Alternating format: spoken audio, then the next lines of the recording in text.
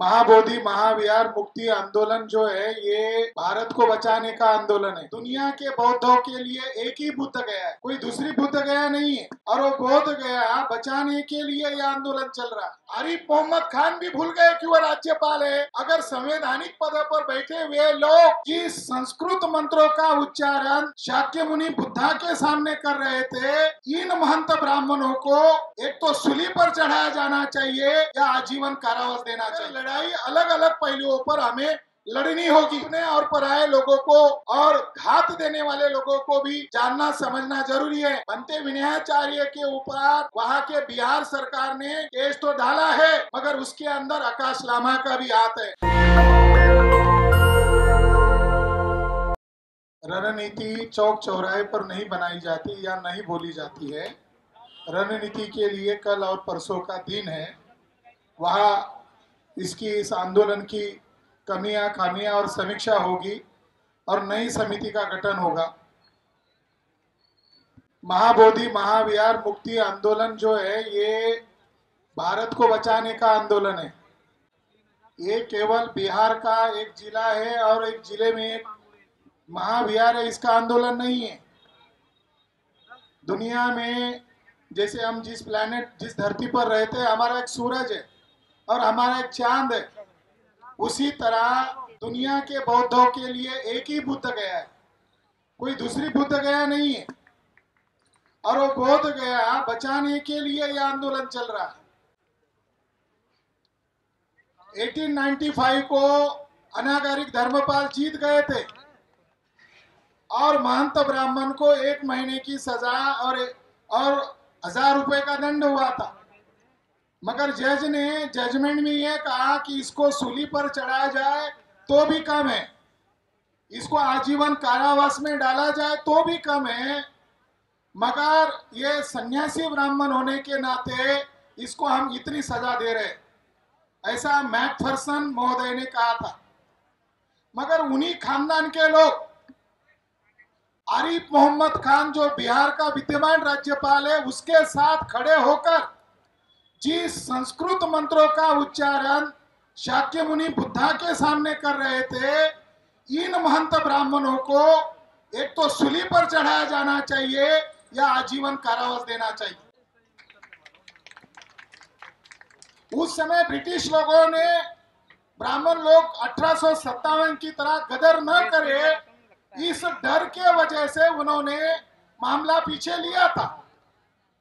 ये अगर सारी जड़ों को ढूंढा जाए तो इस जड़ की वजह है तथाकथित आजादी मिलने के बाद जिन गांधी और नेहरू ने वचन दिया था 1922 के कांग्रेस के अधिवेशन में कि आजादी मिलते ही हम बोध गया को मुक्त करेंगे, आजादी मिलते ही 1949 को यह एक्ट बनाया। जो बिहार के प्रथम राष्ट्रपति थे डॉक्टर राजेंद्र प्रसाद, उनके कुछ खतों से मुझे कुछ जानकारी मिली। ये महंत प्रथम राष्ट्रपति डॉक्टर राजेंद्र प्रसाद को मिले 1952 की बात है, जब बर्मा के प्रधानमंत्री कह रहे थे कि महंत किसकी जगह पर दावा कर रहा है, उसकी हमारे साथ मीटिंग कराओ। तब डॉक्टर राजेंद्र प्रसाद जी जो थे, इन्होंने महंत को बुलाया और कहा कि बर्मा का प्रधानमंत्री अब वो दावा कर रहा है, तो तुम्हारी क्या डिमांड है, मुझे लिखित में दो। और जैसे ही महंत ने डिमांड लिखित में दिया, उसी पर अमल किया गया और उसी पर आज अमल चल रहा है। महंत को जो राइट मिला है वो कानूनन राइट नहीं मिला है। वहां पंचबुद्ध को 5 पांडव कहा जा रहा है। मिश्रा नामक उनका बीटीएमसी का कर्मचारी शिव मंदिर कह रहा है। यह आंदोलन बेवजह नहीं शुरू हुआ, इसकी वजह वहां के गवर्नर लोग जिम्मेदार है, वहां का सभापति जिम्मेदार है। आर्लेकर पूर्व का राज्यपाल था, वो इंद्रेश कुमार के साथ महाबोधि महाविहार में गया पिछले साल, और उसने वहां इंद्रेश कुमार के सामने कहा, इंद्रेश जी ये महाबोधि महाविहार नहीं है, ये शिव मंदिर है। आर्लेकर गोवा का चित्पावन ब्राह्मण है, वो भूल गए कि वह राज्यपाल है। आरिफ मोहम्मद खान भी भूल गए कि वह राज्यपाल है। अगर संवैधानिक पद पर बैठे हुए लोगों के द्वारा उसके ऊपर कब्जा किया जा रहा है, इसका कुछ न कुछ मतलब है। और उसका मतलब 2019 में सुप्रीम कोर्ट के जजेस को ब्लैकमेल करके खरीद कर आरएसएस बीजेपी ने जो फैसला उन्हें जैसा चाहिए वैसा देने के बाद अब उनका टारगेट निशाना महाबोधि महाविहार है। ये बात को हमें समझना होगा। व्यक्तिगत लाभ या व्यक्तिगत पद के लिए यह आंदोलन नहीं है, ये इसके पीछे एक बड़ी फौज है। इसलिए देश भर से तमाम ऑर्गेनाइजेशन के लोगों को हमें एक साथ खड़ा रहना होगा, तभी हमारी शक्ति दिखाई दे सकती है। 2019 में जो जजमेंट दिया, एक बात कहकर मैं खत्म कर रहा हूं, 2019 में जो जजमेंट दिया आस्था और श्रद्धा के आधार पर दिया। चंद्रचूड़ महोदय कह रहे थे कि रात को मेरी राम के साथ मीटिंग हो रही थी और सवेरे कोर्ट में आकर मैं वही बोल रहा था। आज साकेत जो बौद्ध नगरी है वहां पर 3 बड़े टीले हैं जो एक समय में बौद्ध स्तूप थे। उसमें से एक स्तूप को उन्होंने जेसीबी लगाकर तोड़ दिया। 3 स्तूप अभी मजबूत है। एक स्तूप का नाम कुबेर पर्वत है जो बिल्कुल वो विद्यमान राम मंदिर बनाने के प्रीमाइसेस के अंदर उनको रोड़ा बन रहा है और जिसके अंदर शाक्य मुनि तथागत बुद्धा के रिलीक कास्केट है। हम महाबोधि महाविहार को मुक्त तो कर रहे हैं मगर साकेत के ऊपर उनका अभी भी पूर्ण कब्जा नहीं हुआ है। 3.5 एकड़ जगह का डिस्प्यूट लैंड था मंदिर मस्जिद का, फैसला आते ही 77 एकड़ हो गया और अभी 2023 दिसंबर में 108 एकड़ हो गया। और अभी वर्तमान में जिस स्तूप के अंदर बुद्धा के रिलीफ कास्केट है वो स्तूप को तोड़ना चाहते हैं। हम लोगों ने सुप्रीम कोर्ट में उस स्तूप को प्रोटेक्ट करने के लिए एक जनहित याचिका हमने दायर की है। देखते हैं वो तो रिजेक्ट करेंगे या स्वीकार करेंगे, मगर लड़ाई अलग अलग पहलुओं पर हमें लड़नी होगी। काशी मथुरा का मामला देखो, ये भी बौद्ध विहार है। उत्तर प्रदेश बिहार को प्रतिक्रांति का केंद्र बनाया जा रहा है तो उत्तर प्रदेश और बिहार में संगठनात्मक ढांचा को मजबूत करना जरूरी है। और कल और परसों जो फैसला मीटिंग में लेकर कड़वी समीक्षा लेकर लिया जाएगा उस पर हमें अमल करना चाहिए, मगर यहाँ पर कुछ बातें नहीं बोलनी चाहिए। एक बनते थे, मैं दुसाहस करके बोल रहा हूँ, बदंत हर्षबोधि ये नितिन गडकरी को महाबोधि महाविहार के नीचे लेके गए, उनका सम्मान किया और आज कह रहे हैं कि ऐसी समिति बन जानी चाहिए। तो अपने और पराये लोगों को और घात देने वाले लोगों को भी जानना समझना जरूरी है।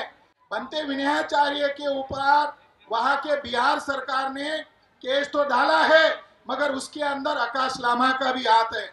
उसमें मुझे भी पार्टी बनाया गया है बनते विनयाचार्य के ऊपर और मेरे ऊपर उन्होंने मुकदमा दर्ज किया है और 13 तारीख को शाम को मैं वहां मौजूद ही नहीं था। इसके बावजूद मेरा नाम उसके अंदर लिया गया है और यह कहा गया है कि सारी घटना का मास्टरमाइंड मैं हूँ, वो राज्यपाल नहीं है। डुंगेश्वरी पर हमारे महिलाओं को भिक्षुओं को पीटा गया, वो पंडे लोग जिम्मेदार नहीं है। तो ऐसे घात करने वाले लोग भी अगर समिति के अंदर आएंगे तो हम हाथ जोड़ के माफी मांगेंगे और हम दूसरा रास्ता अपनाएंगे। धन्यवाद। तो बुलाया सभी लोगों ये हम भी साथ में था, वहाँ क्या हुआ क्या नहीं हुआ वो लोगों को मालूम हुआ।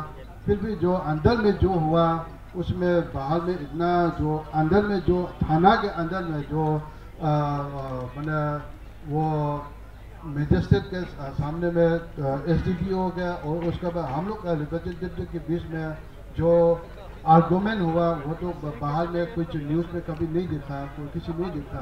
वो सब चीज़ तो चल के आया, फिर भी वो सब चीज़ तो नॉर्मली वैसे तो चल के आया। फिर उसका बाद में जो आकाश लामा ने जो थोड़ा टाइम पिंग के लिए जो उसका धरना जो है स्थगित नहीं है, वो तो थोड़ा सा नॉर्मल जो पहले जो 100 में जो धरना चल रहा था, आदमी लोग पार्टिसिपेट कर रहा था, थोड़ा कमती करके धरना जो चलेगा। उसका बाद जो पंडल जो है जैसे है वैसे रहेगा बोल के चल के आया। उसका बाद जो भी 12 तारीख को हुआ वो जो सभी वोटों के लिए बहुत मैंने दुख के बात है, क्योंकि वहाँ का जो बुद्ध पूर्णिमा के दिन में एक राज्यसभा जो है वहाँ जा कर के मैंने शिवलिंग का पूजा करना, ये जो बहुत मैंने दुख के बात है। सभी खाली बुद्धिस्ट ही नहीं है, जो बाकी रिलीजन को भी लोग भी मैंने जो सेकुलर कॉन्सेप्ट सोचने वाला, बिलीव करने वाला, वो लोग तो बहुत दुख लगा है। तो इसलिए वो सब चीज़ तो नहीं होना चाहिए। और फिर जो 12 तारीख को 13 तारीख को हुआ, वो सब भी मैंने जो विनयचर्या को भांति को जो मैंने जो जेल में डाला, वो सब भी नहीं होना चाहिए।